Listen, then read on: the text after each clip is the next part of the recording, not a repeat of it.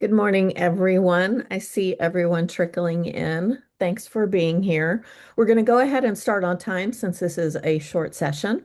Thank you for joining us for today's webinar, Telematics, Incentivizing Safe Driving and Reducing Crashes.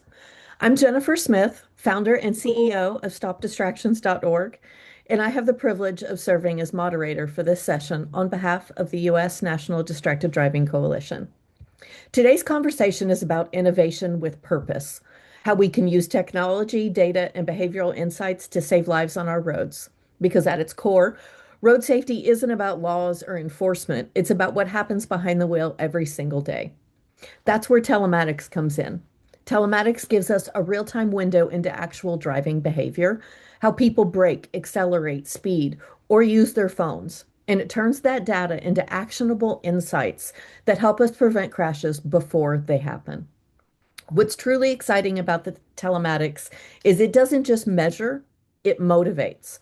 Through real-time feedback and positive reinforcement, we can encourage safer habits, reduce risky driving behaviors, and even reshape driving culture. So today we'll hear from two of the foremost experts leading this space. Ryan McMahon, Senior Vice President at Cambridge Mobile Telematics, who will share real-world driving data and innovative telematics solutions and how they're improving roadway safety outcomes globally. And then Dr. Kit Delgado, Associate Professor of Emergency Medicine and Epidemiology at the University of Pennsylvania, whose groundbreaking research connects behavioral science and data-driven feedback to lasting reductions in distracted and unsafe driving. Together, they'll help us understand not only what telematics can measure, but why it matters. We'll talk about how insurers, communities, and policymakers are using these tools to make streets safer, how behavioral incentives are transforming risk reduction, and how the integration of technology and empathy can change the culture of driving itself. We may have time for questions after the presentations, so please use the Q&A function throughout to share your thoughts or submit questions. We can also follow up after with the answer to those. Don't forget, download our newly published NDDC fact sheet on telematics, which is on our website, usnddc.org. So now let's get started. It's my honor to welcome Ryan McMahon and Dr. Kit Delgado. Good morning. Thank you for joining us here today. So I'm going to be talking about how telematics works, and most of this conversation really applies to a very narrow use case of telematics, which is first party, 100% opt-in, privacy protected with driver feedback. And it's important to know those distinctions because the way that the technology works and the business models that it's applied in really impacts the outcome. First, on the technology, the sensors that are used to identify and understand crash risk, the first component we need is sensor data. And for the most part, telematics technology today that is used with incentive-based programs relies on smartphone sensors. And we're looking at things like accelerometers, gyroscopes, magnetometer, GPS, barometer, and proximity sensor. The sensors allow the data to be gathered, and that data is only gathered in the case where a consumer opts in. There's actually quite a bit of friction for a consumer to opt in through this model today, but yet over 50 million people have opted in and used that technology. And when it's used with incentives, it's applied across a number of different business models, including discounts, rewards, driver training, mileage-based programs, and try before you buy. Takes a lot of different approaches, but every top 10 insurance company has a telematics program today. And in fact, the majority of the top 30 and beyond in the United States have them. About 140 programs globally are using this technology today to identify, analyze, understand crash risk, and prevent that. And they're not just measuring. As Jennifer mentioned, feedback is really the critical component as it comes to these technologies paired with incentives. And feedback is delivered through trip summaries, trip details, streaks, trends, personalized messaging, and every driver sees all of their own risk events, so they have the ability to identify, internalize, and understand how their own crash risk and how their behavior impacts them. And it's important relative to the NDDC because distraction in the history of the technology, the first use case of this technology was using OBD2 ports, plugins into the car. And in fact, many people still think that's the way that telematics and insurance is used, but the vast predominant user base is in smartphone apps. And when smartphone apps are used, distraction becomes a part of the calculus, measuring and identifying and understanding those components. And the way that we look at it is a driver's distracted when the phone is unlocked, the driver is moving more than 10 miles an hour, and there's interaction with the phone, screen interaction in some way, shape, or form. We know that those elements are happening. We don't know what's happening, but we know that the physical sensors are being activated. And across the insurance industry, distraction has become more and more important for the industry because they understand that about 35% of crashes, a driver's phone is in their hand immediately before the crash. And because the insurance industry has been the pioneer in this technology, they are not only seeing the behavior, but also identifying and understanding the crashes that occur and the losses and claims that happen at the same point. So what that means is they're able to build a picture of the behaviors that are present at the time of a crash, and then ultimately what happens as that crash is occurring, which means that the insurers are in a position to not only identify those behaviors, to identify their conditions as a part of a crash and a loss, to identify the severity of those losses, but also in a position to prevent that. And about $4 billion goes back from the insurance industry every year to reduce crash risk.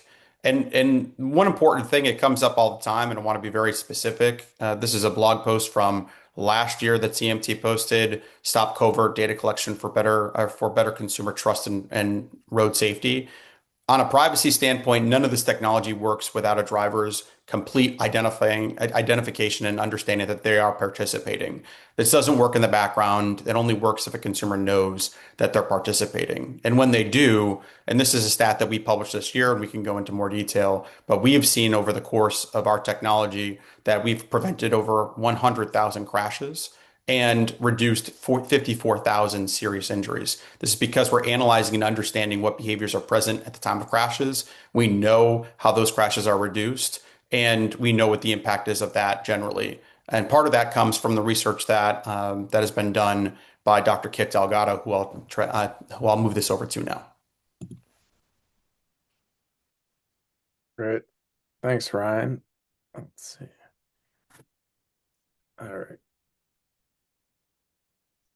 My name's Kit Delgado. I'm an emergency physician. I practice emergency medicine about 1 day a week, and the rest of the time I do research. And just want to highlight it. One patient story is emblematic. I remember starting a shift, and I walked into a room of a young man who was sitting there trying to get his gown on, and he was very confused. And it turned out I asked him, what happened, and he said that he was driving to pick up his girlfriend after work, heard his phone ping go off, without thinking, reached for his phone, fumbled it, and it fell onto the passenger side. Next thing you know, he slams into the guardrail, and he was sitting there so concussed from that from that injury.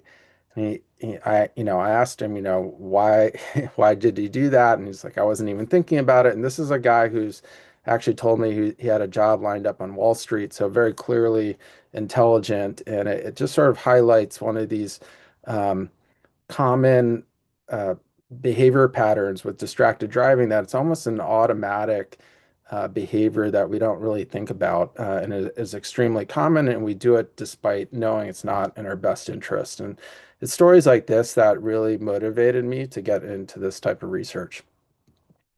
Um, as Ryan highlighted, there's a lot of uptake of usage-based insurance, which to me is really exciting as a way to motivate reductions in distracted driving. If we look at just the total market and expansion of usage-based insurance and just insurance policies in general, if you look at the average discount of about 5 to 15% that people can get from safer driving, that means that there's somewhere around $1.5 to $4.5 billion out there that are already being used to motivate safer driving. And my hypothesis is that we could actually make better use of that existing amount of money for reducing crashes. And here's the value proposition. I think it's a sustainable win-win business case for both auto insurers and the public. What insurance companies want is basically a better loss ratio, want to retain safer drivers, and they want to increase their revenue and profits. What we want as the public is increased safety, lower costs, and a better experience. And where I think this is really can work really well is that if we have safer, engaged driving and optimize it with behavioral design and make use of all these resources that are out there, we can have less crashes and happier drivers, and that can sustain itself. And we have shown, I will show you in our research, that we can use behavioral design to stretch this further. So, as in the case I discussed from the emergency department, and what we see from the study of human behavior is that the majority of human decision making is heuristic based. It's what's called, or Danny Kahneman, who won the Nobel Prize, passed away recently. System one thinking is that sort of intuitive, heuristic thinking. It's automatic. It's that when you walk into a grocery store with an empty stomach and your stomach's grumbling, you start reaching for the food, opening packages and eating. When I look at a patient in the emergency department, I can kind of tell they're sick right away without, even asking any questions. And it's subject to a bunch of cognitive shortcuts and biases. And if we understand those, we can design programs and systems and feedback to be more effective and attuned to those heuristic decision making. And so the value of understanding human behavior and the study of behavioral economics, which is applying psychological insights to understanding why we don't always act rationally, is that we can stretch the motivational value of incentives further. We can use behavioral design to prompt actions in the right place at the right time, and we can make the right thing to do the easier thing to do. So applying this to the behaviors that can be measured through smartphone telematics, we know that handheld phone use from the literature and previous studies, at the time that you're doing it, you can increase the risk of a crash up to 12 times. Speeding is a causative factor in 1 out of 3 fatal crashes. We see hard braking episodes 4 times more in unsafe drivers. And we know that, and I see this all the time, unfortunately, in the emergency department, the majority of fatalities we see uh, in in in our trauma centers, and actually more than half the deaths that occur in the US are with unbelted drivers. And so, as Ryan discussed, there's a wide range of, all the leading insurance programs are providing this app-based telematics feedback, but there hasn't really been a scientific basis for really saying, what is the optimal approach? And so that's where our research comes in. So we ask, can we change the way that UBI apps and programs engage customers to better reduce crash risk? And can we do better by incorporating behavioral science and iteratively testing these solutions?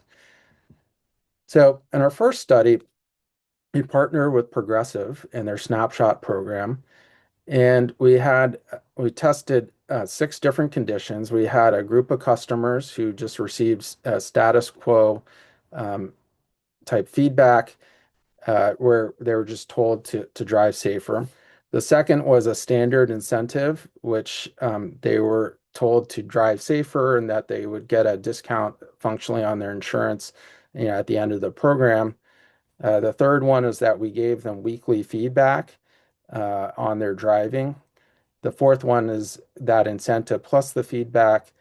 And the fifth one is we reframe that incentive with insights and behavioral economics. And so if you look on the right-hand side, this is not actually what they saw. There's app notifications, but we basically leveraged loss aversion. So instead of saying you're going to gain this amount of money, we were showing them how much money they're losing by engaging in distracted driving. We leveraged the fresh start effect by um, giving everyone a new start every single week. And we also compared people to other customers like themselves. And so they had an idea of how much they're using their phone relative to others. Um, and lastly, we kept a running log of all the money that they were losing to make that more salient. So same amount of money. Bottom line is in this first study, we found a 21% reduction in this reframed incentive plus feedback arm, which was a significant reduction in distracted driving. And this was like our first proof of concept. But what you can see is that after we turned off this feedback, that people's behavior slid back to where it was before, and then they didn't sustain that. So we went to the data and tried to figure out why. And it turned out that we needed to do something to help make this behavior change stick. And so providing tips that would help them do this in the long run, like turning on do not disturb while driving. But also for the people that were heavy phone users, we needed to create a way to make it more motivating for them to reduce their phone use, since that most of the people that were responding to the way that we framed it in this intervention were already fairly safe drivers and they were just getting a little bit safer. So in this next study, we designed it around long-term behavior change. And so again, we had another group where we just educated them on the risks of distracted driving. We then, oops, sorry, and then provided a phone mount for users so that at least they would not be reaching down in the cup holder to use their phone. We provided them with a commitment exercise to commit to not using their phone, and also provide tips on how to set do not disturb while driving and other things to keep them out of trouble. And then we created essentially gamification, which instead of like telling everyone to reduce their phone use cold turkey from 10 minutes per hour of driving to, under a minute, which is very hard. It's kind of like telling someone who's never run a marathon to go start running a marathon. In this case, we group people into groups of 10 who had about the same levels of phone use, and we created a competition between them to try to incentivize them each week to compete against other people like them, but also to make incremental improvements, like 10% reductions per week, based on other behavioral science data that's showing that if you make incremental changes, you could do that. So this was in over 1,600 snapshot drivers. We published this in one of the top journals in science, the Proceedings of the National Academies of the Sciences. And we found a 20% handheld phone use, uh, not providing any other additional incentives here. And most importantly, you can see that that effect was sustained.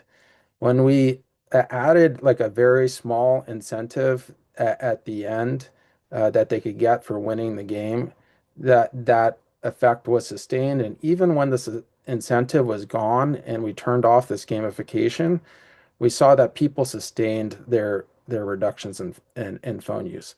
So what we did in effect was this feedback plus behaviorally designed uh, um, gamification help people onboard onto new habits that they sustained over the long run. And this is why I'm so bullish on UBI. If it's designed right, with insights from behavioral science, it can lead to significant reductions in distracted driving. Um, so can this work for other sort of risky behaviors?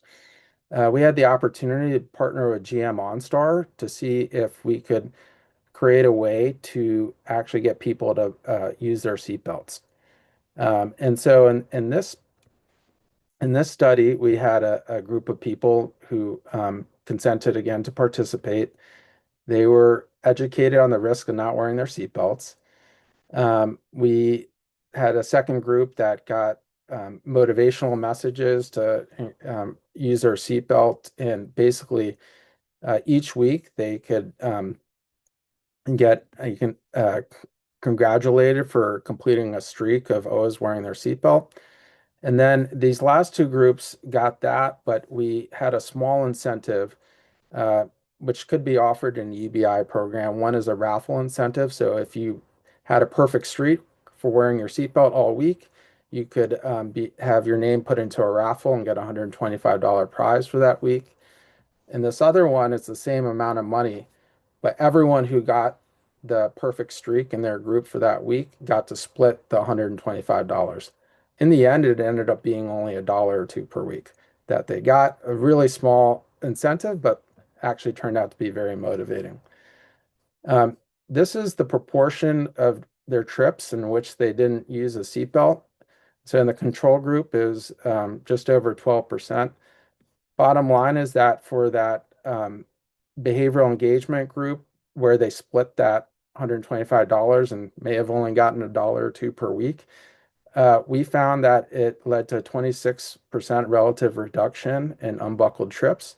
And that was actually even sustained over time once we removed this. And so this was published in the American Journal of Public Health as the leading public health journal.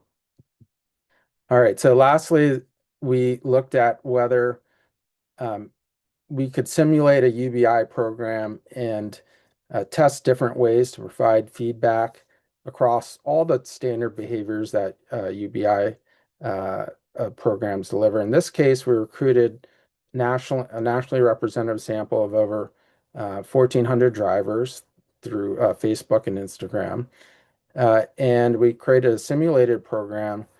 And what we wanted to see is whether we gave sort of standard feedback. Here's your driver safety score, you know, get a lower score by the end of your program, and you can get up to $100, whatever your score is. So if you get a score of 89, you get $89.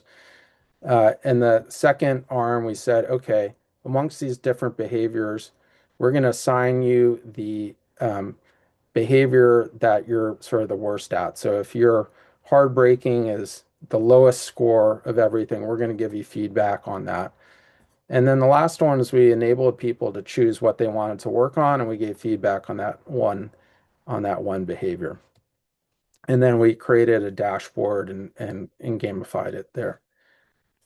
Bottom line is that across, no matter how we gave feedback with this sort of incentive tied to their driving score, we saw not just we had improvements in their overall safety score compared with the intervention, which is in the green here. So this is improved compared to their baseline, which is in the yellow. And the purple plots here indicate once we again remove the feedback and the incentive that this improvement in their safety score was sustained for several months after we removed this program. The data from Ryan's team, when we sort of showed them this data and asked, like, what does this actually translate into? This is actually a 7.4% reduction in crashes and the dollars associated with crashes, sustained over the long term. And this just got published about 2 weeks ago. So what we can conclude is there's mounting evidence that users-based insurance is a way to promote driver safety in addition to lowering costs. And there are states that don't allow this. California is like a pretty large state that is the last one to not allow this, and we would argue that that's sort of a missed opportunity, and people should have this option. I think that there's also regulation about how these incentives can be delivered, and we would argue that we can make them more motivational for improving driver safety. We have more flexibility in how they can be delivered compared to a lot of the ways that the constraints that are currently out there. Um, we pose to the insurers that uh, we can get bigger effects on reducing distraction and other risky behaviors if we're smart about how we give feedback, uh, especially if it's incremental and sort of meets people where they are and try to get incremental improvements rather than trying to be the safest driver right off the bat. And unfortunately, you may have heard, but there's the well of grants in general, and the pipeline for grants has um, gone dry for the most part, or is much harder to get. So uh, that was our last study that we were able to publish, and in our last grants, we're looking for new opportunities and partnerships, and It can be found online. So if there's interest from anyone on this call and reaching out, we'd love to partner. So this is large team effort with many people, both in industry and in academia, as well as our funders who did this work. So I'll stop there. Well, I want to thank you both. And before we open this up for questions, I want to recognize that you both shared today, underscore what you shared today underscores something critical. And that's that telematics just isn't data, it's a life-changing opportunity to really change behavior of drivers and save many lives in the moments that matter most. So with that, we'll now move into the Q&A portion. I remind anyone if you have a question, please submit it in the chat. Dr. Delgado, in your research, what behavioral nudges have had the biggest impact on reducing distracted driving? Is there one that stands out more than the other, or? Yeah, I'll go back to that second study I presented. Um, I think the one thing that we've learned is that reducing distraction can be hard. It's one of these behaviors that is sort of on a continuum. And like I mentioned, it's hard to get people to, who do this as sort of like an automated behavior, whether it's reaching for their phone or engaging with it, to just go from doing it a lot, which might be more than 10 minutes per hour of driving, to then, completely eliminating it. And so providing the first step is that people aren't really aware of how much they're doing it. And so having the data helps them sort of see that. The second step is trying to make incremental changes. And so getting, if you can kind of be provided feedback about reducing a little bit at a time, if you're at 10 minutes this week, you can get to 9 minutes the next week and 8 minutes the next week, and sort of delivering that in a kind of gamified feedback, we found to be very effective. And that worked and sustained behavior change without even providing any incentives at all. And so, and that really worked for the people who were, using their phones a lot. So that's what we'd recommend. And then the other things is, modifying your environment to, make it easier. So, if you're not using do not disturb while driving, turning that on so it comes on automatically so that, only notifications that are critical are coming through. Right, thanks. Great. We have a couple questions that have come in. The first one, I know many who do not trust insurance companies. What protections are in place to ensure the data is managed and used as intended? And what are the incentives to get more people to opt in? I'm happy to take that. So there are a lot of consumer protections in place in insurance, actually quite a bit more than any other product category that may be close to this space. Every state regulates insurance individually. There's an insurance commissioner that and an entire department that sits behind that. Every insurance company needs to file the way that they go to market with each iteration of their program. So there's tremendous consumer protections in place.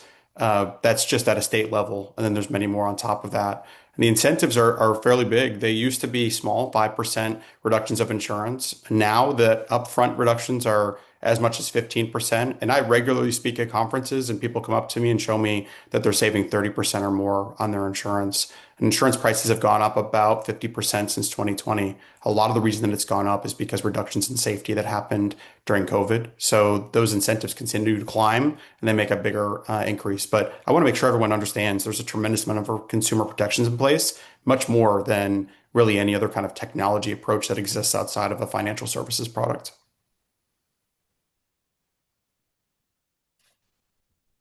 I think you're on mute, Jennifer. Sorry about that. Okay, we have another question. Are there things that can be done from a vehicle design perspective, not as a punitive or forced action, but as behavioral nudges to drivers that are welcomed by customers? Yeah, I mean, I think there are probably a couple of things that have helped here. One is more and more cars have ways that can, you know, we've done surveys showing that people obviously don't want to give up, things that like music and streaming and navigation. And so, increasingly you see kind of infotainment systems that have things like Apple CarPlay or the Android version. Um, and the user interface has improved over the years. And so, what we've found is taking advantage of those systems in a way that's not like cognitively burdensome, creating new distractions from like trying to engage with that. I think in allowing people to keep their eyes on the road can help. I think the other thing too is the automated safety features in cars. Like, more and more cars are coming.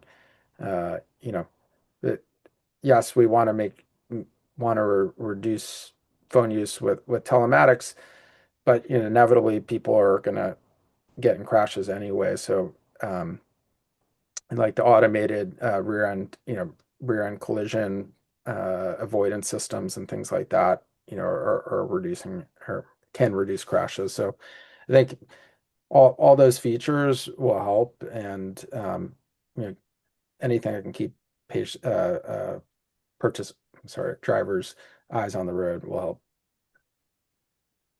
Well, thanks so much, Dr. Delgado. Well, since we've gone over time a little bit, and so for the remaining questions, we'll go ahead and give those answers out to you and send them in an email form. So I want to thank everyone for the thoughtful questions, and thanks again to Ryan and Kit for sharing their leadership and their vision and their knowledge on this.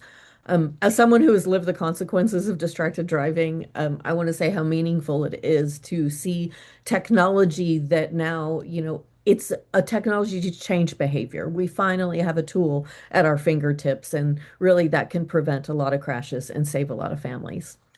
Telematics gives us something we've never had before, a real-time window into behavior and a proven way to change it. When we pair that with empathy, advocacy, and evidence-based design, we create a safer future for everyone behind the wheel. So, on behalf of the National Distracted Driving Coalition, I want to thank our speakers again and to all of you doing this work in your communities, your agencies, and your organizations. If you want to access the fact sheet or share the session with any of your teams, those materials will be available on our website shortly after the webinar at usnddc.org.